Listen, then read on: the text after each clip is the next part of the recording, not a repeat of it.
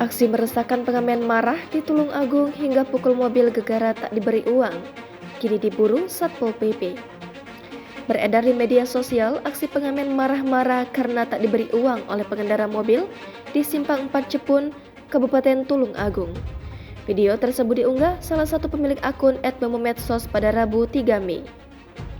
Dalam video itu, pengamen tersebut datang dari arah depan dan langsung menuju ke kaca samping pengemudi. Namun, perempuan pengemudi mobil itu tidak memberikan uang. Tiba-tiba, pengamen itu menempelkan wajahnya pada kaca tepat di samping pengemudi. Dia terlihat kesal, lalu berjalan ke arah belakang mobil sambil memukul bagian samping kanan mobil. Terlihat pengamen berkaos hitam dan celana pendek itu berputar ke samping kiri mobil dan lagi-lagi memukul bodi mobil. Selama kejadian itu, penumpang di dalam mobil terdengar ketakutan sambil berkali-kali memanggil nama seseorang.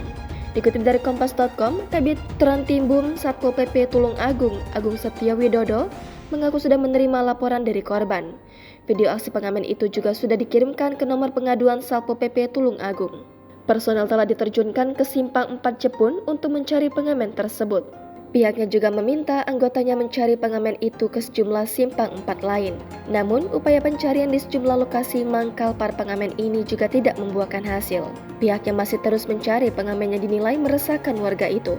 Dari data Satpol PP, pengamen tersebut diyakini orang baru yang mangkal di Simpang 4 Jepun.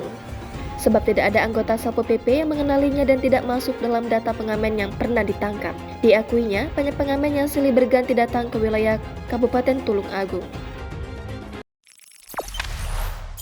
Jangan lupa subscribe, share, komen, dan like ya!